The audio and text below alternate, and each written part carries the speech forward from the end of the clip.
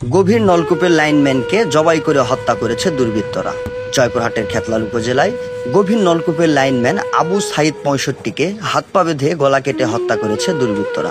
শুক্রবার গভীর রাতে উপজেলার বড়াইল ইউনিয়নের কলিঙ্গা দিগলগাড়ি মাঠে এ ঘটনাটি ঘটে। নিহত আবু সাইদ উপজেলার বড়াইল ইউনিয়নের বেলগাড়ি গ্রামের মৃত রিয়াজ উদ্দিন ফকিরের ছেলে। পুলিশ ও স্থানীয় সূত্রে জানা গেছে, দীর্ঘদিন ধরে উপজেলার কলিঙ্গা গ্রামে নূর মোহাম্মদের ডিপ টিউবওয়েলে লাইনম্যান ও পাহারাদার হিসেবে কাজ করে আসছেন আবু সাইদ। গত রাতেও নিয়মিত দায়িত্বে ছিলেন তিনি। ভোরে ফোনে যোগাযোগ করে না পেয়ে নলকূপের ঘরে গিয়ে তার লাশ পড়ে থাকতে দেখেন পরিবারের সদস্যরা। স্থানীয়দের ধারণা, পরিকল্পিতভাবে দুর্বৃত্তরা তাকে হত্যা করে পালিয়ে গেছে। খবর পেয়ে দ্রুত ঘটনাস্থল থেকে নিহতের লাশ উদ্ধার করেন খেতলাল থানা পুলিশ।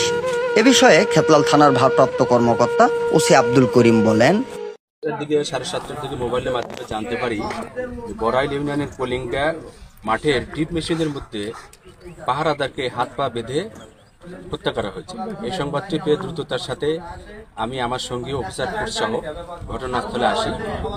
ঘটনাস্থলটি একটি দুর্গম এলাকা।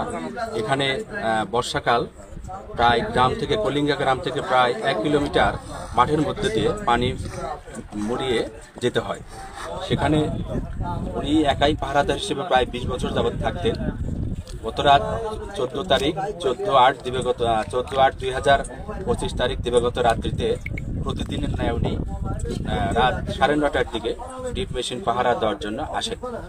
রাত্রে বেলায় ওনার মালিক প্রতিদিনের ন্যায় ওনাকে মোবাইল ফোনে যোগাযোগ করলেও আর মোবাইল ফোন বন্ধ হন।